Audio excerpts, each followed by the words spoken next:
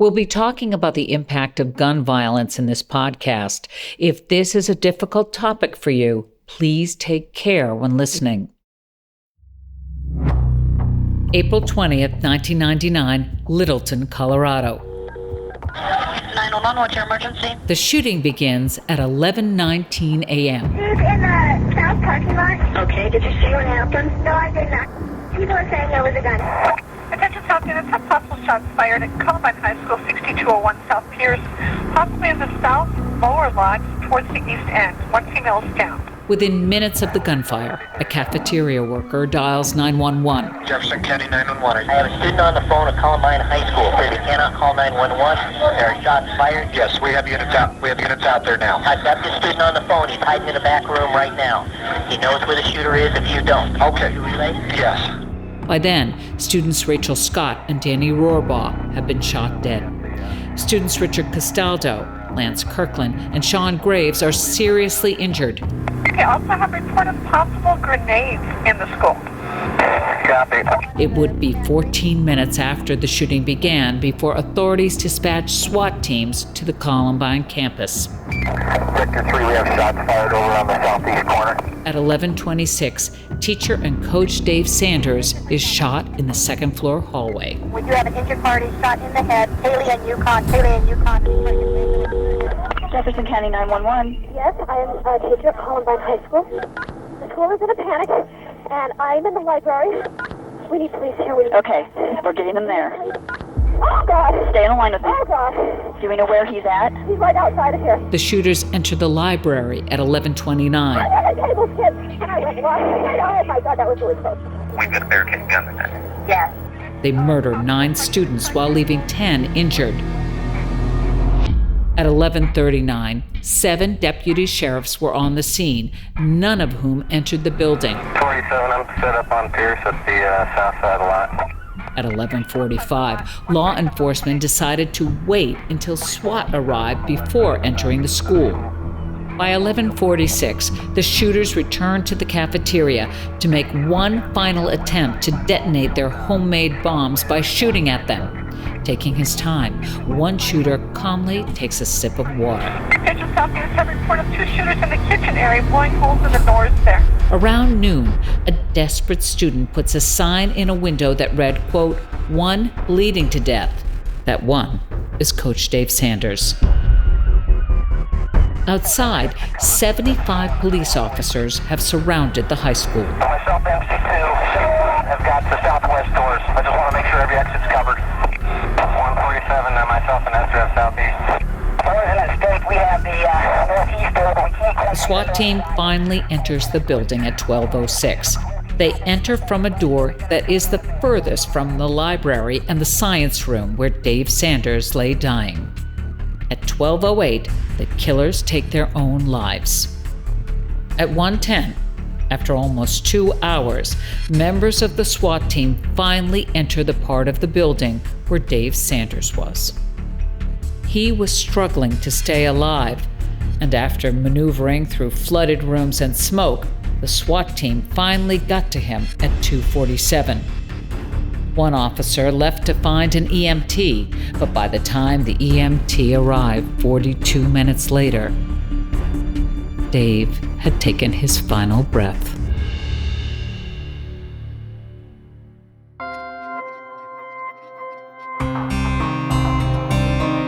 My name is Amy Over, and this is Confronting Columbine. Confronting Columbine is back with Columbine survivor and host Amy Over. I'm Nancy Glass. Amy, I think the interview this week is one of the most important to you. It is the most important to me. To be able to talk to lead investigator Kate Battan was something that I wanted to do for years. I kept hoping it would happen, and she was at the center of everything, and I finally could ask somebody directly about if I was on the hit list or not. I wasn't prepared for what she told me, and also I didn't realize what she had gone through professionally and personally. And I don't think that anyone ever really thinks about law enforcement that way. It was surreal. I couldn't believe that this was happening in South Jefferson County. What was your role at that time? Well, at that time, we were all just trying to gather information, and our job is more as investigators. We're not the first responders. Yeah. Our job was all the information coming out so that we could get intel for the people going into the school. Okay. Time went really fast and really slow at the same time. And I don't remember exactly when it was, but within an hour of me being on the scene, people started coming up to me like somehow I had answers that I didn't have. And I finally saw my Sergeant Randy West, and he walked up to me, and I said, "Is there something you need to tell me?" And he said, "This is yours." So right then and there, he gave you the investigation. He said, "This is your investigation." I was the newest person in the homicide unit. There was 3 guys and myself. And 2 of those guys were getting ready for going to trial on a terrible homicide where there was 7 defendants. It was a gang killing. And I don't know if that was part of the reason that they weren't even in the running. He never really told me why he chose me, being the newest on the team, but he did, and it forever changed my life. That first day was controlled chaos. It truly was just making sure that we didn't have any more safety issues inside the school. There was bombs everywhere. I mean, that night, probably around 10:30 at night, my sergeant and I wanted to get in that school, and we thought it must be safe by now. So we just walked in the front door, and it was the most eerie thing. There was no one there. There was shoes that kids had run out of. There was backpacks. There was damage from some of the pipe bombs and from shooting. And it's quiet. And you just don't expect that in a school ever. We're walking down the main hall from the front door, and we see a bomb squad guy at the far end on the west entrance. They notice that we're there, and they're screaming at us, telling us, "The scene isn't safe, there's bombs everywhere." So we had to go back the way we went, feeling like idiots. And then we decided to walk around the back through the parking lots to find out, when can we come in? So we're walking through the parking lot, and we're standing there thinking that we're a safe distance, saying, "Hey, when can we go in?" And the bomb guys start yelling at us again, and they're like, "You're standing next to a bomb." And we were standing next to Harris's car. Oh, crap.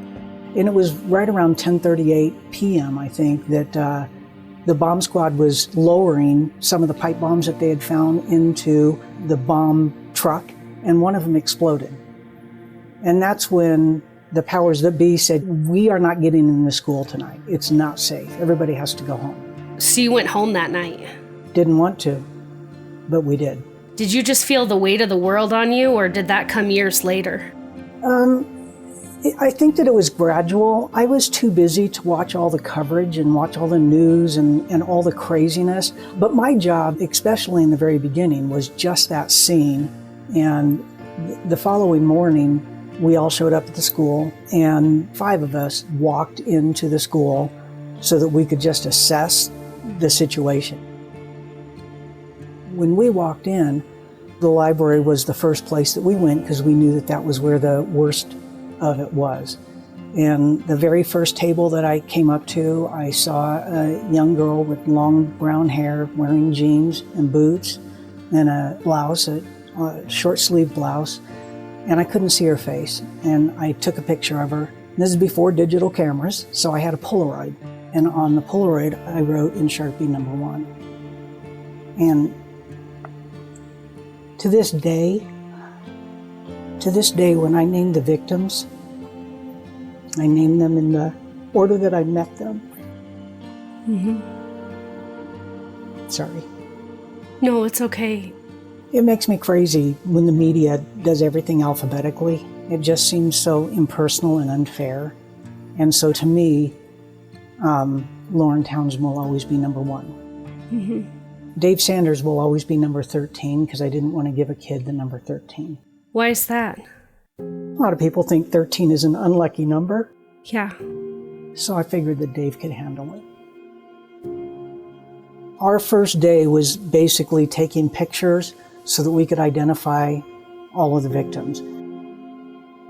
There was actually 2 boys that had cut school that day and went to Denver, and they didn't even know about the shooting. So we actually had 2 extra missing. Oh, well, I didn't know that. A lot of people don't. I think that their parents didn't know whether to beat them or hug them when they finally came home. Oh my gosh. The bodies were left overnight? That was super hard. Yes. As crime scene processors, once you change that scene, it's changed forever. And the less that you change it, the better we are at being able to figure out how it happened. The angles of shots. Once you move them, you lose that forever.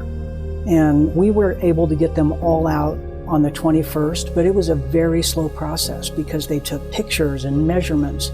But we could later literally put a person exactly where they were, and we did, as a matter of fact, wearing Tyvek suits as part of our reconstruction.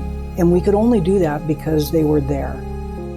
You know, after the shooting in Boulder was able to get out everybody, I think, by 3 o'clock in the morning. And that's just one of the many lessons that we've learned. Don't leave them there. We didn't want to leave them there. They would not let us in the building because of all the bombs. It's overwhelming when the whole world is watching you. And I didn't see that in the very beginning, but as time went on, it's overwhelming. There's all this criticism about first responders, about the investigation, about the administration, about the school. I just wanted to do the best job that I could. And my sergeant, who is amazing, he would tell me, just focus on your job. You know how to do your job. Everything else is noise. Focus on the job. And that's not always easy. Everybody wanted to talk about Columbine. So to see friends, to see family, everybody wanted the inside scoop or how do you feel? And I didn't want to talk about my feelings. I felt like I was going to fall apart if I did. I just wanted to work. And there was so many disappointments in terms of our relationship with the families when things started going sour. One of the favorite parts of my job is to get to know these people that I'm working for. I'm working for somebody who can't speak anymore, you know, and being able to answer the questions and prosecute the offender and send them to prison. When all the criticism started coming, we became the enemy, and that was heartbreaking to me. So a lot of the anger was misdirected towards you? Towards me or my office, and I represent my office, towards law enforcement in general, but not all the families. Some of the families were and continue to be so amazing and supportive, and I still have relationships with them. But some of the families will always, on some level, blame the sheriff's office or the school for the death of their loved one. And I don't judge that. I don't judge how somebody grieves and how somebody processes the loss of a family member. I can't imagine. I've got pretty broad shoulders, and I've had a lot of cases where I've been yelled at by victims' family telling me, you know, you're lying to me when you tell me that my loved one is dead. Wow. But I didn't want to go out and see anybody or do anything. I went to the mall one time and I saw one of the family members that didn't like us was giving me evil eyes, and I stopped my shopping and went home. Wow. That's heartbreaking that you went through that. Well, law enforcement is a funny thing because we're expected to be like robots and do our job, but then we're supposed to be human, and we're both. We're both. Could you go up to your peers and lean on them for support? You know, it has changed a lot.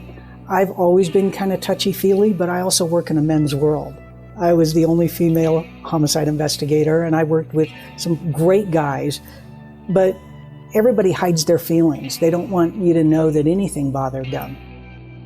Columbine was no different. There was a lot of trauma in our community, as you well know. Mm-hmm.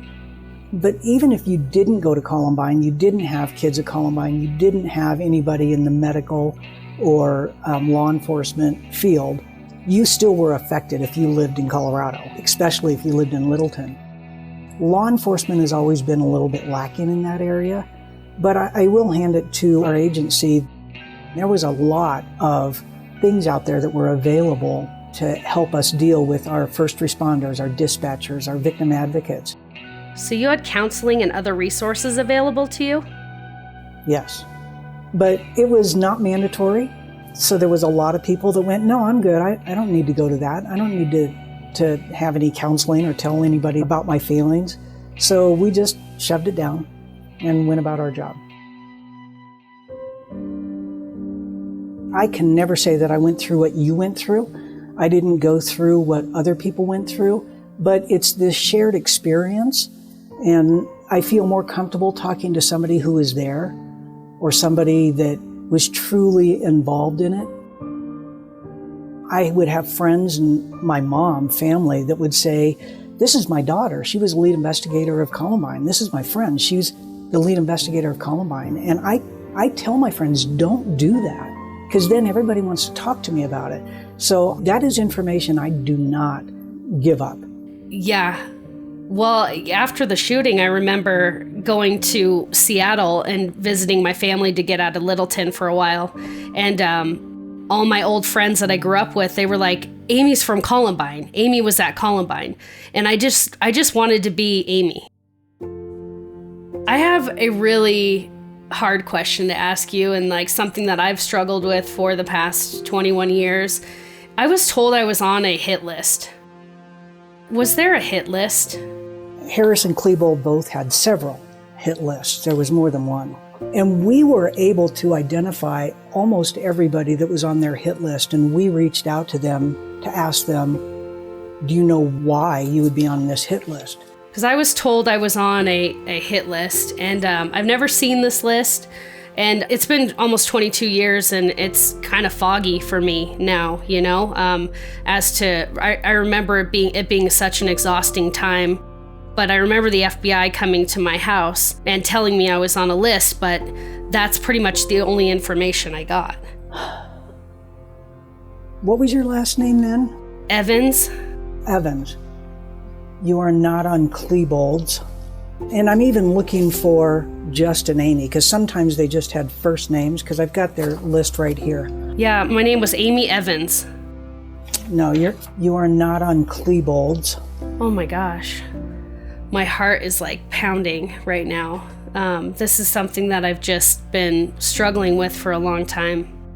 I can tell you that during their videos, yeah, you know what everybody calls them, the basement videos, even though Harris did not have a basement. Yeah. Eric had written out 2 shit lists. One of them has a lot of people on it. I'm trying to find that list. Ugh.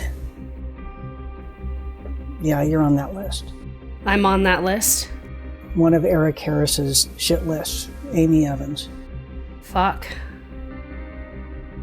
I'm looking at the list. That is, wow. That is, that's just surreal. He had another list that was shorter. And that one's just this short one right here. Yeah. And it's titled Girls List. And it just said Amy, but based on the other list, we assumed that it was Amy Evans. Wow. Why would someone want me dead?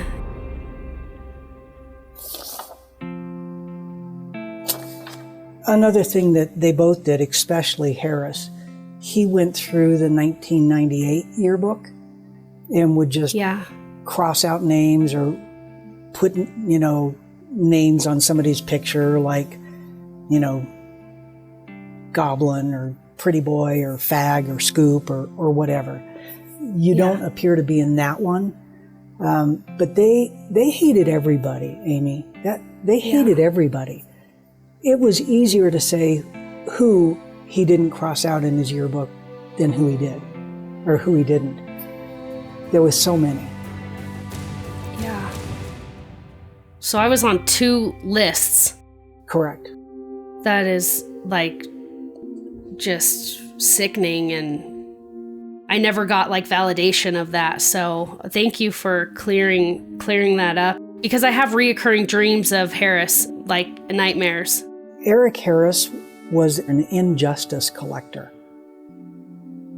He collected real but mostly perceived injustices. So if he liked somebody and that person couldn't read his mind and smile at him and be nice to him, then he hated him. So many people on this list, they're like, I never talked to the guy. I have no idea why I would be on the list. So it's that perceived injustice in his mind.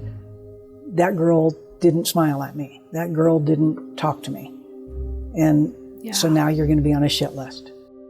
So he called it a shit list. He called this particular one his shit list and the other one the girls list, but he also had a hit list.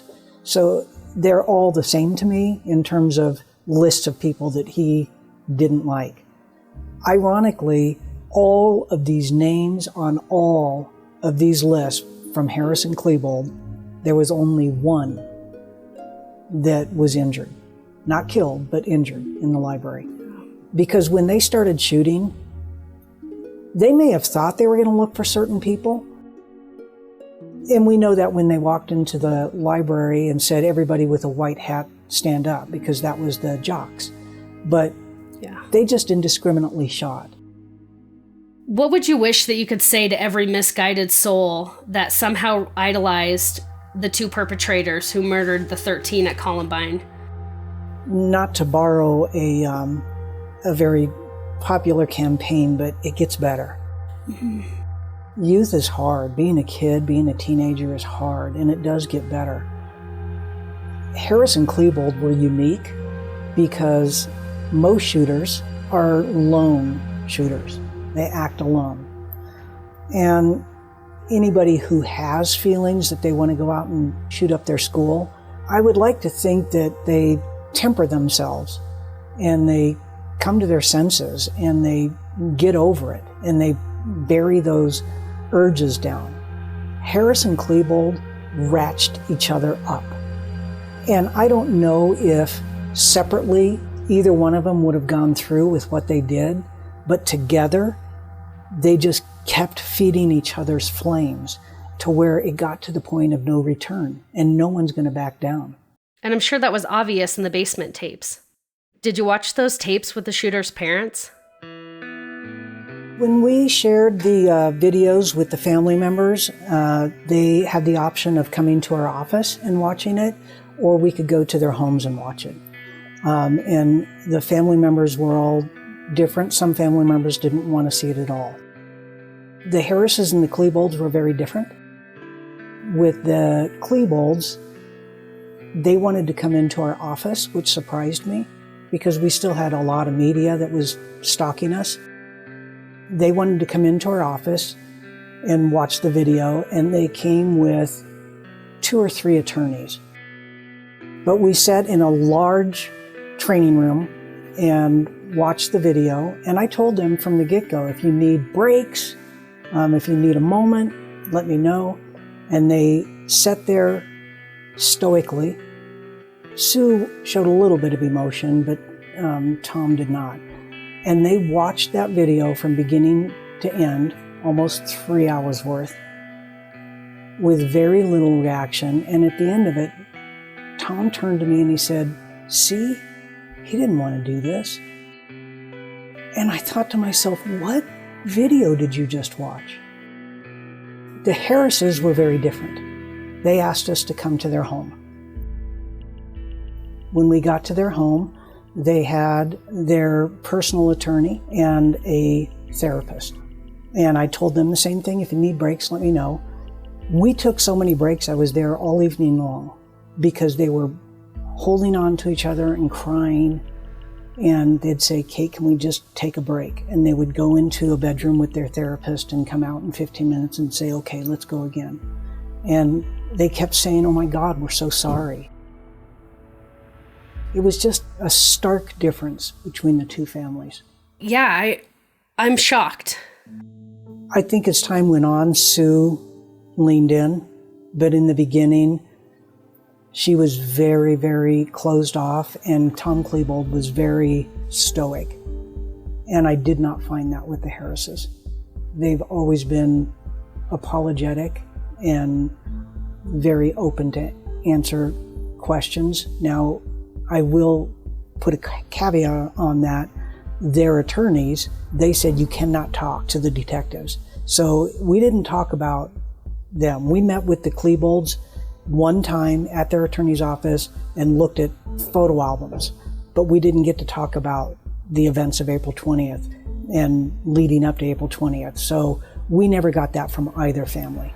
But after the fact, we found ourselves on the same side of the courtroom with the Harrises and the Klebolds against the whole world that wanted those videotapes to be released. So we're sitting on the side of the table with the Harrises and the Klebolds, which was an uncomfortable place to be. But through that process, we got to know them. In the community, at least, it seems that they have never made a public statement. They've never come forth with any sort of apology. Sue Klebold, I've read her book. She sent me a lovely email a couple months back, which I haven't responded to yet because I don't know what to say yet. But she validated my feelings, and it was very heartfelt. But I've never heard anything from the Harrises. The Harrises are very, very private. I'm not surprised at that, because what do you say? What words are going to make anything better? Their son did a terrible, terrible thing. I like Sue Klebold a lot, and I think that she's really evolved over the years and feels for all the victims, and I'm sure that the Harrises do too. They just don't express that. They pretty quickly moved out of the county. Harris talks about on one of the videotapes how hard it is to interact with his friends and interact with his family knowing he doesn't care anything about them and he's going to be dead soon. And so it's all a big joke, but he has to keep up the appearances. Did working on the investigation take a toll on you? It was 24/7. I isolated myself. I drank too much. I didn't sleep well. I was just antisocial. I actually had some friends that would call my sergeant and say, "Tell Kate she's coming to dinner on Saturday night." And he would make me go. It ended a relationship for me. It ended relationships for years, actually. I was single until 2000 and, don't get this wrong, until 2010. So I was single until 2010. And then I took a chance and met somebody, and we got married. Tomorrow's our 5-year anniversary. Oh, happy anniversary. I worked on the case full time, and just when I thought I could start stepping away and doing other cases, all the lawsuits started. And so I literally did not come to work at the sheriff's office. I would get in my car every day and I would drive to the law firm that was representing us in the Dave Sanders case. And then we would get requests constantly saying, "Please come and tell us what your lessons are." I traveled all over the country and Canada, and those were bittersweet because sometimes it was nice to get away, but other times it's like, oh, I got to talk about it again. Yeah. It was just about 1.5 years after Columbine that I finally took vacation. After 22 years, is there anything you still grapple with? You know, when all the lawsuits, especially the Dave Sanders lawsuit, when that was happening, we felt a little bit powerless, the agency itself, the people, the first responders, because ultimately it was up to the insurance carrier on whether or not they were going to make a settlement or go to trial. And I will tell you that the majority of the first responders and the SWAT officers, they wanted to go to trial. Not so that they could win, but so that they could tell their story. I know a lot of them because they told the investigators. There's so many stories from law enforcement, especially about Dave Sanders, that have never been told, and they wanted to tell that story. So it's bittersweet that those stories never got told. I guess I just wanted to mention that. And that's the purpose of this show. to hear from those voices. There's been 59 school shootings since 2018. The silver lining in this pandemic is that I haven't had to worry about a mass shooting because I've got 4 kids and they're home and I don't have to worry about them going to school. But now that schools are reopening and the kids are going back, like, what do you think's going to happen? We're still going to have school shootings. We never got to answer the why question. You've seen the people that said it was the medication that Harris was on, it was the video games, it was the music. And I'm not saying that none of those things contribute to somebody who is already disturbed, but one of the things, in my personal opinion, that we don't teach well enough, especially to young boys, is how to cope, how to manage conflict, how to resolve issues. We don't teach that in school. We don't teach that as a society. They're supposed to be big and strong and not cry and not show feelings. And then life is hard. And we live, unfortunately, in a society that when something goes wrong, they want to point away instead of inward. That maybe I need to spend more time with my kid instead of having 2 jobs so that I can afford a bigger boat.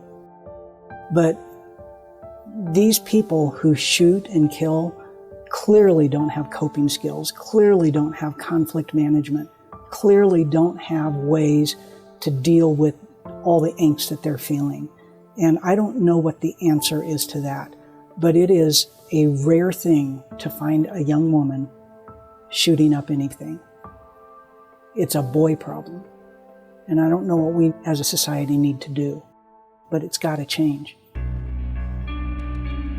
After I finally dealt with my demons and went to counseling, I really try and separate my work from my life. I don't have a whole lot of cop friends.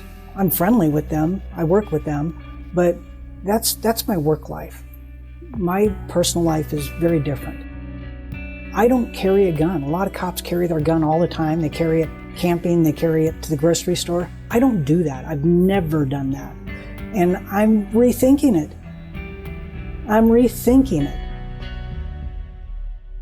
Can I tell you about an email that I got this morning? Yes. Actually, let me get this right. Yesterday morning, the Boulder County Sheriff's Office, State Patrol, and FBI all responded to the Boulder Community Hospital in order to formally arrest the shooter from the King Soopers. And they used Officer Talley's handcuffs. They did? Oh, that's going to make me cry. So that's just their first step in healing. Wow. Colorado has been through a lot of mass traumas, and we're strong. We are strong. We're going to get through this. My heart just goes out to the Boulder community right now. It's just been such an honor to talk to you, Kate. Thank you so much. You're welcome. I wish you well, and thank you for your service. You're welcome. Boy, I think we all discount the effect that something like this has on the police and the first responders. Were you surprised by how this has affected her? So surprised. I never thought about the police force. I never thought about what they were going through. And now looking at, talking with Kate, that this is something that has affected her life for 21 years. We connected immediately, just with our shared experience of Columbine. I was so nervous to interview her and to talk with her. Why? Well, I kind of geeked out a little bit because I have a criminal justice degree and I love law enforcement. I respect her tremendously, and I was nervous to interview her. She's kind of like an icon, and just the details, and she was so candid and open with me about, I literally saw the list, Nancy.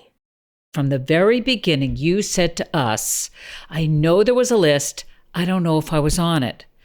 I heard you hear it for the very first time. You got all choked up.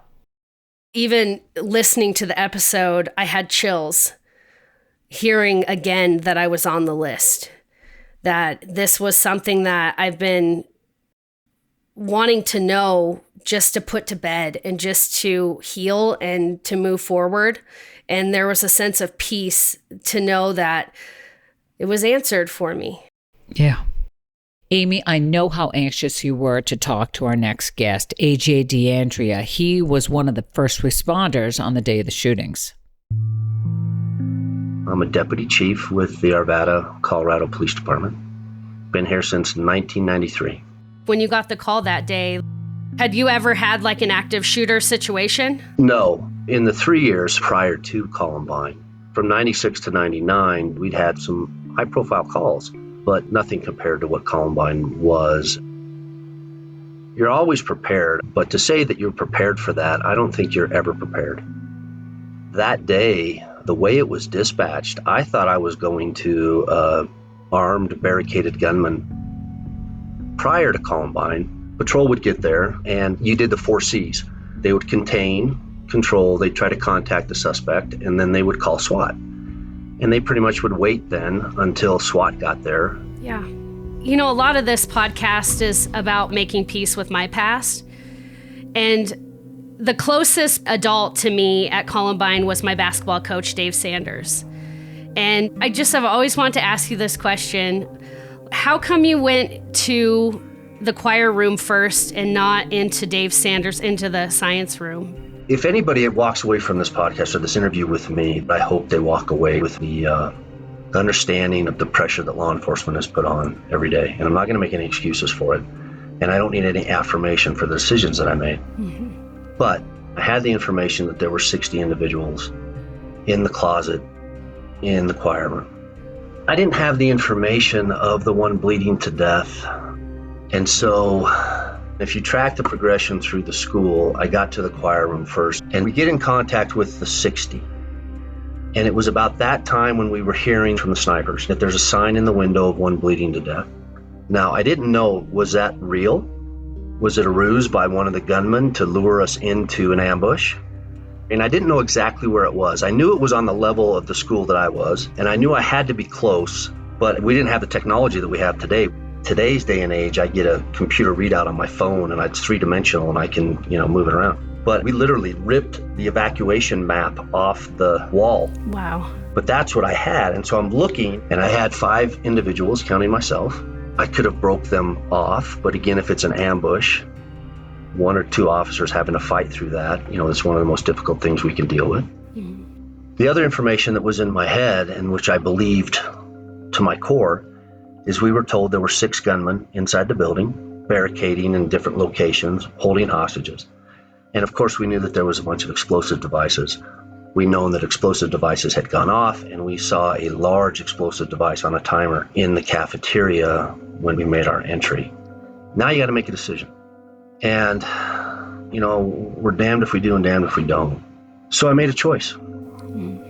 I had 60 kids that were still alive, and I wasn't going to leave them. I was going to get them out. And once that was taken care of, then I was going to push forward and see what else we could find. During that time, another part of the team eventually got to where Dave Sanders was. And so they dealt with him the best that they could. And I know it was traumatic for them. You ask yourself, did I do the right thing? I don't know. I'll be judged somewhere down the road by it. You ask the parents of the 60, pretty much they say, thank you, AJ, you did the right thing. Yeah. You ask the Sanders family, and probably some people in the community as well, say, AJ, you did the wrong thing. What I have decided to do is to try to train officers and train commanders so when that happens, they have the ability to make the decision and then be able to live with themselves afterwards, right? Yeah. Be able to get up and look yourself in the mirror every day and say, okay, based off the information and the facts that I had, I felt like I made the best decision possible, knowing that you're never going to make everybody happy. No. I'm pretty emotional right now. I just have tremendous respect for law enforcement. I mean, it's not easy, like you said. You're damned if you do, damned if you don't. I think if I were to put myself in those shoes, I probably would have saved the 60 children as well. You're walking into this situation, you think there's 6 gunmen. I mean, I didn't know that. Yeah. I don't want to downplay the decision, And I think, I was sued over that decision, and it was a long lawsuit and all that stuff. Mm-hmm. Do you remember finding the kids in the choir room? We're searching for 6 gunmen. We think they're barricaded. That's a bad deal, right? So we have to breach the door and address what's in there. And every corner you come around, every door that you breach, every hallway you go down, you think you're going to be in a gunfight. And so you're on high alert. So we had to bust in a lot of doors because nobody was opening doors for us, and I don't blame them. So here we are on this door, and we try to get it open, and it probably because it was barricaded, but it wasn't moving, right? And so we push, and you could hear the scrambling and feel the pressure back on the door, not knowing, is there a gunman inside the room with them, holding them hostage?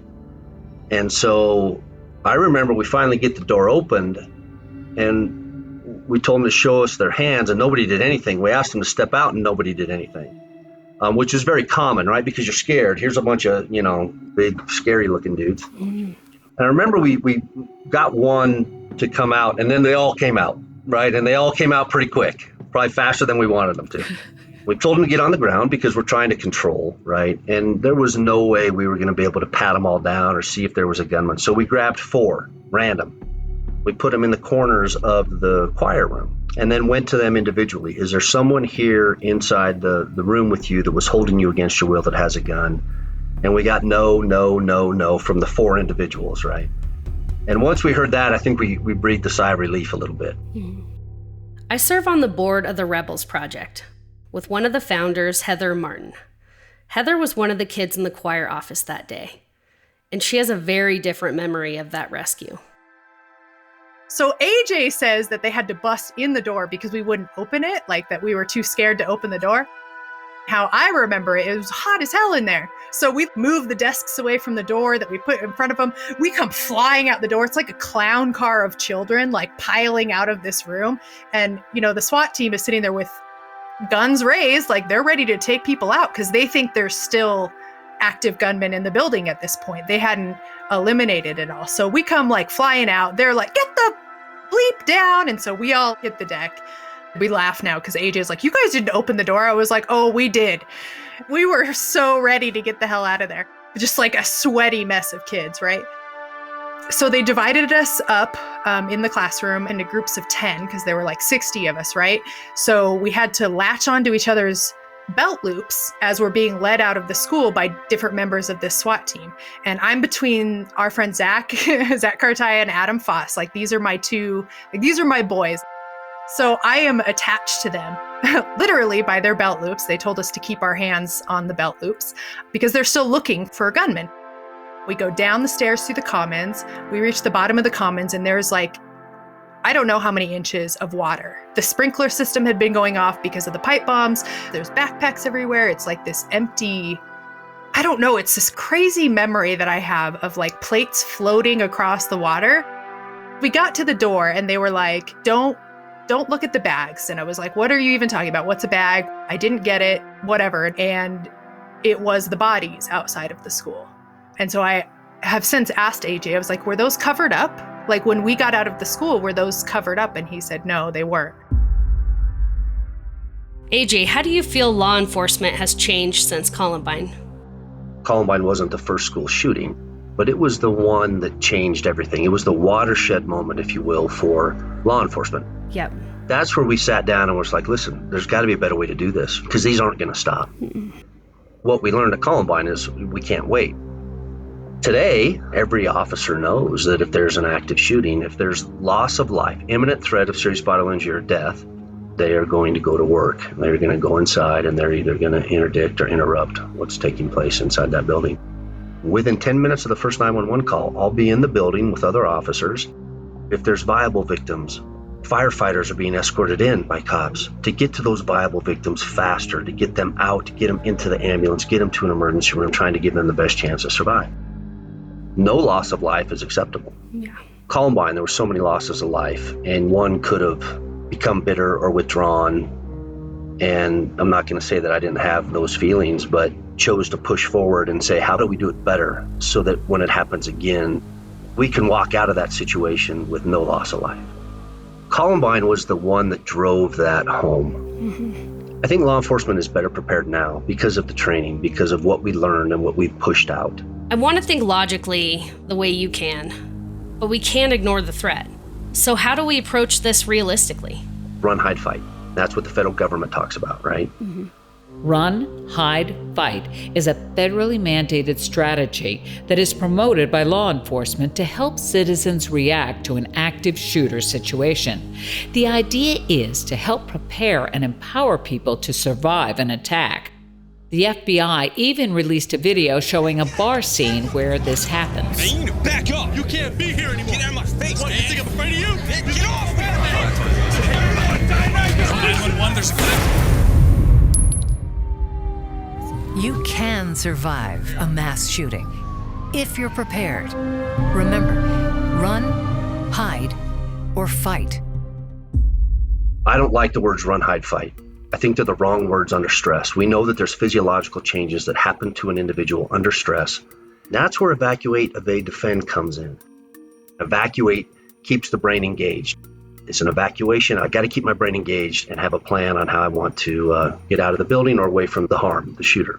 If all I'm thinking is run, I might run right into where the suspect is. Hide is a stagnant word.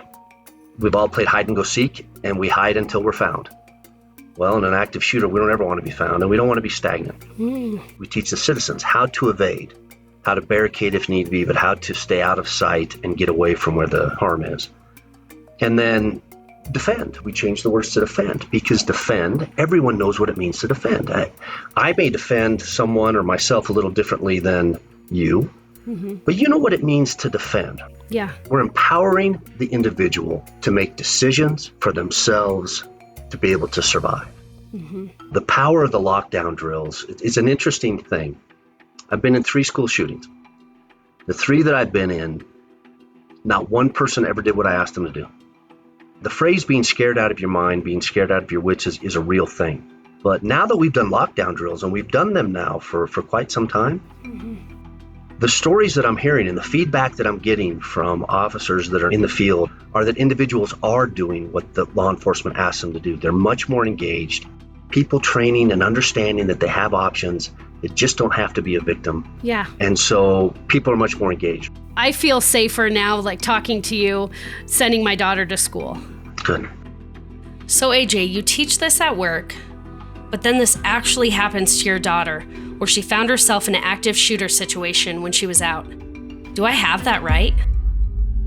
I was lying in bed and she started to text my phone. And her first text to me was, "I love you guys." And that was a code for us, that if there was trouble, get that out. It was the most helpless, hopeless I've ever felt. I got to my senses as I'm laying there, and she's texted me that she was at the bar and there was shooting. And because we talked about it, because she'd been empowered, she knew she had to do something. And she was able to get up into the attic with a bunch of other people, and they barricaded there. I truly believe because she was empowered, because she'd had the conversation, it helped her survive that situation. I think I was on a plane like at 5:30 in the morning, flew out there, drove straight to her apartment, and saw her at the door. And when I gave her that hug, that's the first time she cried, but she cried. But I knew she was okay, physically. You prepared her for this. It's sad that we have to do that. But I've prepared my daughter. My daughter's a freshman in high school, and I tell her to make sure you know where your exits are, listen to your teachers, listen to what is happening. As a survivor, I want her to feel empowered, to be able to know that she can get out of this situation safely. Absolutely. I don't like to tell her the world's a scary place, but it really is sometimes. It's a scary place if we allow it to be, but if we prepare and if we think things through, and if we empower, like you've empowered your daughter, you have those conversations and you prepare them, the chances of it being real scary are minimized and chances of survival go up. It's a very crude analogy, and I don't want to lessen this at all, but one of the scariest things we ever do is to teach our kids how to drive. Yeah, I'm doing that right now, by the way. We lose total control of them. We make sure they put their seatbelt on. We make sure they adjust their mirrors. We make sure that they drive their speed limit. We try to tell them don't text. We give them the best advice we can. We do that over and over and over with them. Having the conversations about active shooters or predators in the world is along those same lines. I think the ramifications are different. However, more people get killed in traffic accidents than are ever hurt by an active shooter. But we're not afraid to have the conversation when it comes to the operating a vehicle. We shouldn't be, as adults, afraid to have the conversations with our kids, age appropriate, to say this is the world. And the world's unpredictable. And so we can either put our head in the sand and say, not me, which was April 20th, 1999, right before the event happened. As a SWAT operator, I thought, I'm never going to experience that stuff, right? Or we can learn from these things. And we can get out there and not take no for an answer, and we can teach, and we can try to do it better. I haven't gone through it on the other end. I don't want anyone to ever have to go through this as a father. No. I'm thinking about all the death and damage you've seen. How do you keep going without it getting to you? For me, it's a perpetual process. These things can stay with us, and if we don't do something about them, it can have a very adverse effect. And so I am a very strong proponent of mental health. And I would say much more than you think, especially at our agency, mental health and mental health assistance is normalized to where it's expected. And we allow that for their families as well.